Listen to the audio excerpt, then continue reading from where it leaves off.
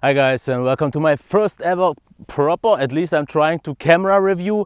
I've never done one before and I'm not exactly sure what to actually do because I'm no camera pro.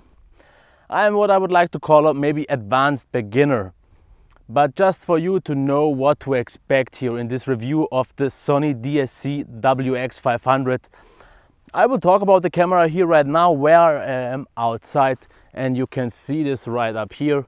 I am just walking a little bit. I did shoot some footage and some video out in the forest, which you can see here. I will get back there during the video, so just for you to know what to expect.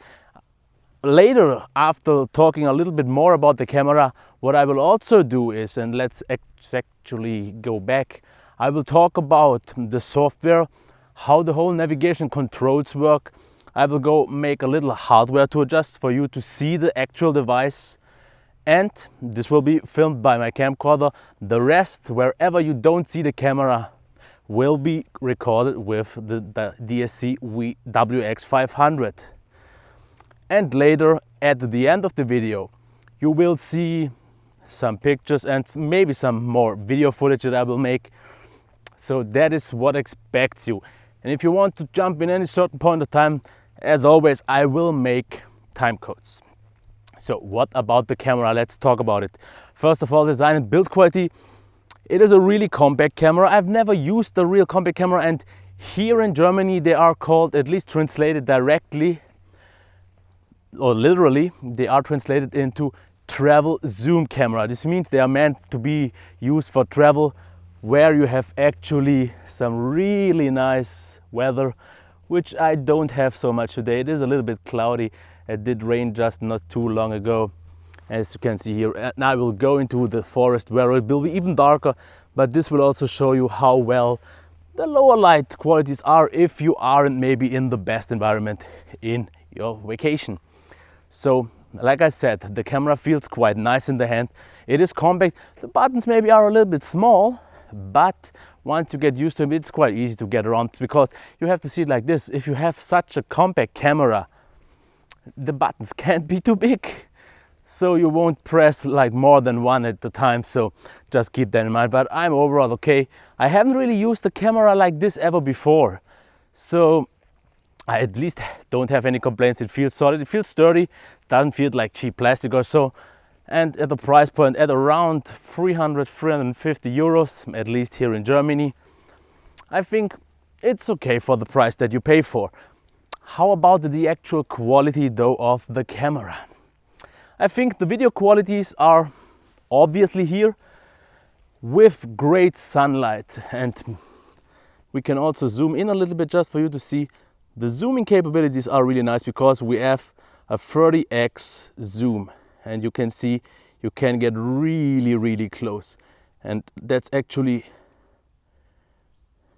not even how much we can go. If you can see here, this is the nearest town here, and now I'm at full zoom. Let's zoom out just for you to see how far away I actually am.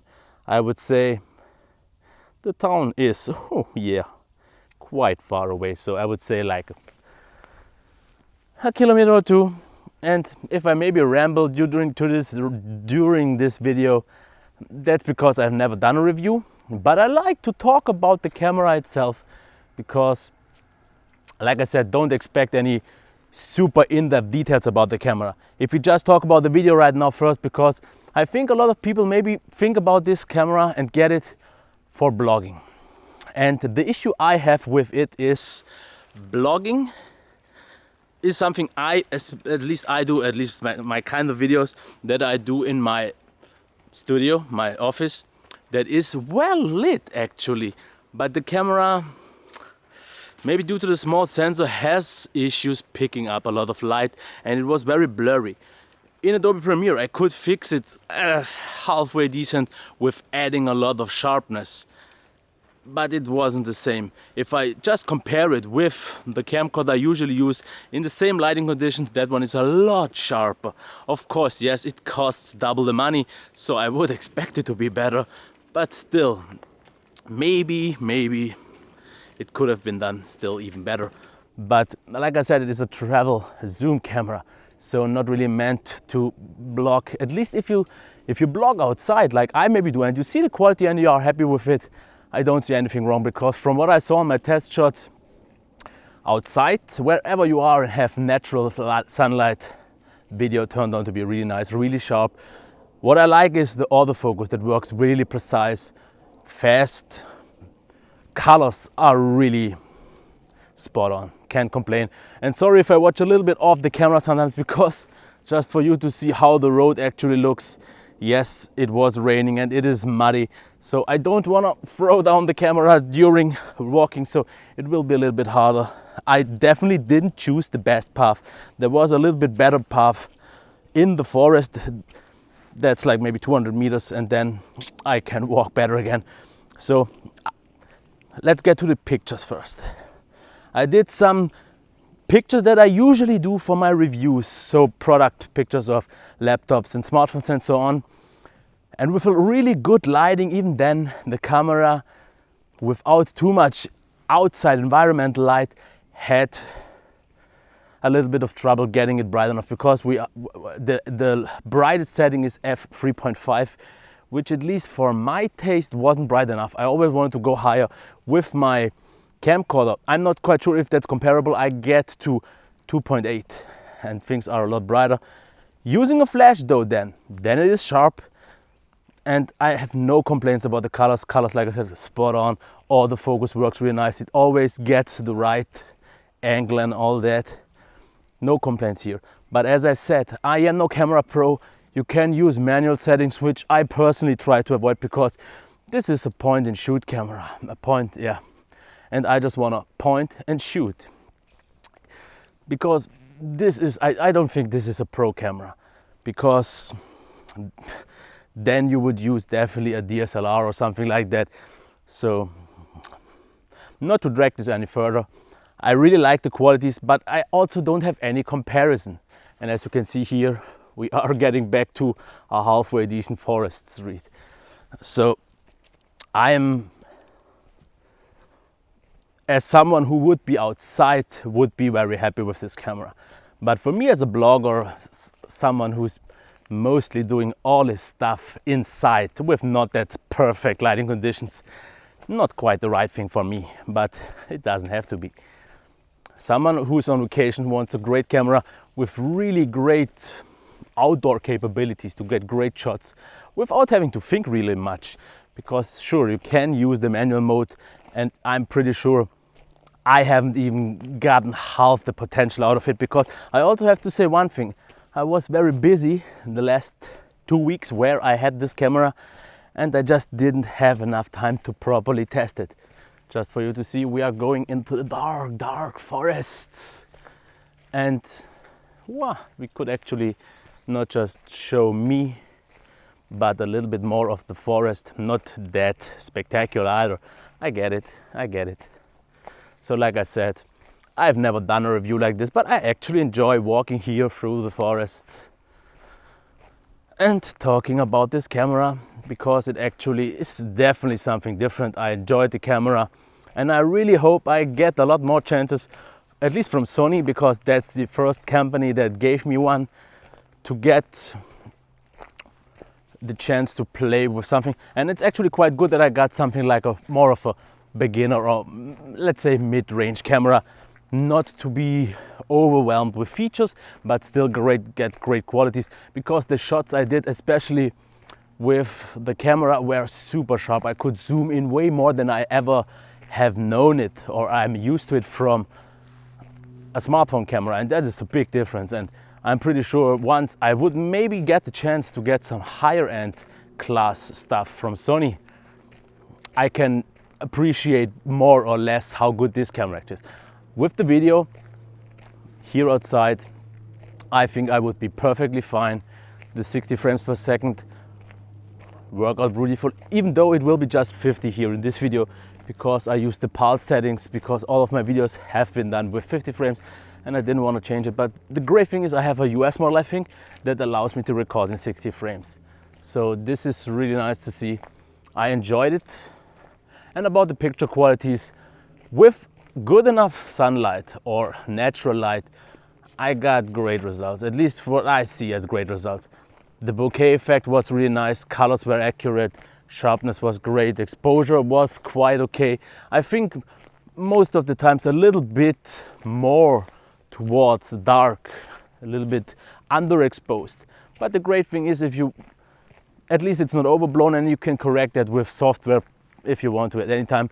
But the great thing about this camera, it was very, very natural, because what I'm used to from smartphone cameras, colors never seem really real, accurate and realistic. They always seem overblown to pop, especially on those smartphone displays.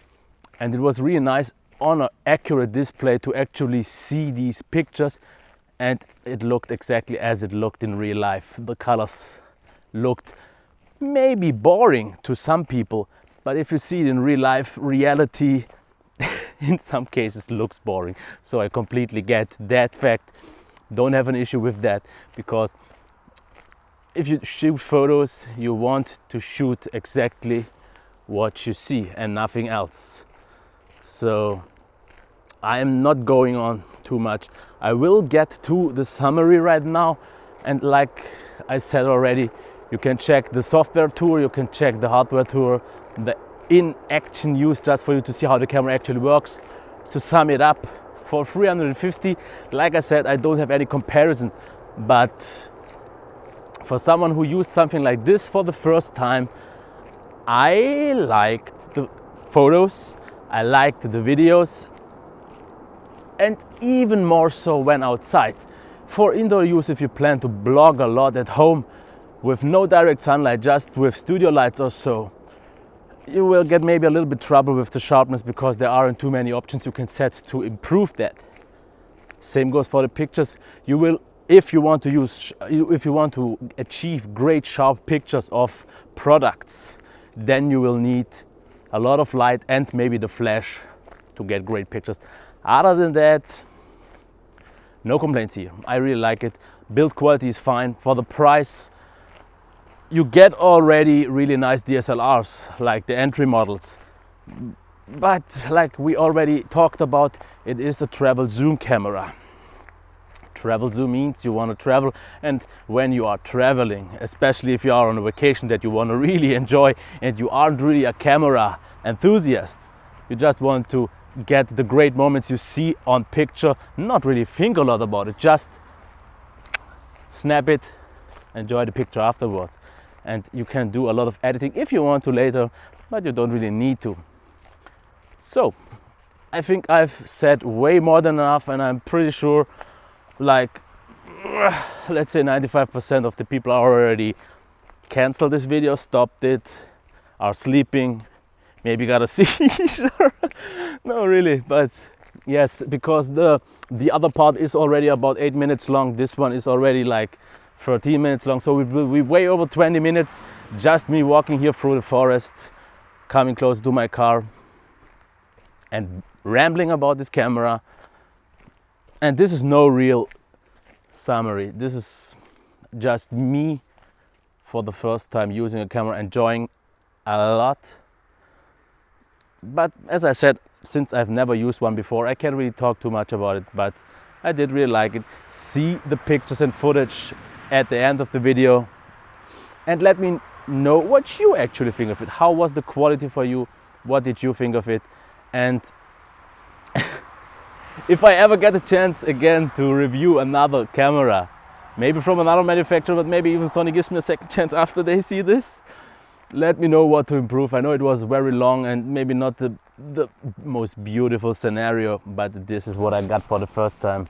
And I think if I got more chances, I will improve over time. I think I have to, because I don't want to say I can't get worse, but it can get worse. Okay, let's get to the rest of the video in the next part. Okay, until next time, enjoy the rest of the video. Bye. Let's get to the hardware overview, and since I haven't really properly reviewed the camera before, I hope you can excuse if I make some mistakes. Just please correct me in the comments. Okay, on the front you can see the lens with a few specs and so on, the 30x optical zoom. I guess this would be some kind of light sensor. If we go on the top, we can see the dial If you want to zoom in and zoom out, the on and off button. Here you can quickly release the flash. Works out quite easy, no problems. Here you have the dial for the different shooting modes that I will get into later. On the left side you can see the Wi-Fi symbol and the NFC logo if you want to use one-touch NFC. On the right side you get the multi micro USB port. Not quite so sure about the multi-purpose, maybe they just call it that way. Here we have an attachment for the lanyard key, and on the bottom we can see the attachment for a tripod, micro HDMI, and under this lock that you just slide off you see the battery and the SD card. Just lock it like that, and on the front you can see, or this would be kind of the back, the movie button, the function button, the menu button, display with a jog dial. You can click it to also use it as some kind of cursor, the playback button and the help button. That's it pretty much. The device feels quite compact in the hand, really nice. Buttons are small, but once you get used to it, know where the placement and location is, quite easy to get by. This makes it easy, and pretty much the use was quite easy, and you will get to see this later in a different part of the review. That's it for the hardware part. So let's get into the software then. Okay, let's fire it up and go into the menu and see what we've got. The first thing you will see is we have camera settings, then we have custom settings, wireless, application, playback and setup. Let's go into camera settings first and see what we've got in here. Here we have image size. You can change that, as you can see here. With the menu button you can go back. Then you can change the aspect ratio, as you can see, 3:2 for thirds, 16:9 and 1:1. You can change the quality to fine and standard. The rest isn't available just yet here. You also can change the file format for the video, XAVC as HD, which I couldn't use since I don't have a card that fast. Then you have also AVC HD and MP4. You can change the settings here, as you can see here. Everything is there. You can change up the single shooting mode to continuous shooting, self-timer and a longer self-timer. The flash mode, as you can see here, also available. Red eye reduction. The next point would be for focus area, autofocus illuminator, exposure, ISO metering, white balance. That's it. Let's go into the next. Here you can see what we've got. I will just go through them because I think they are pretty self-explanatory if you have used the camera ever before. So I don't have to talk about everything. As you can see here, steady shot, nothing else here. And here we have the shooting tips. So that's it for the camera settings. Let's go into the custom settings. Here we have zebra. As you can see, you can change it up. No problems here. You have the grid line.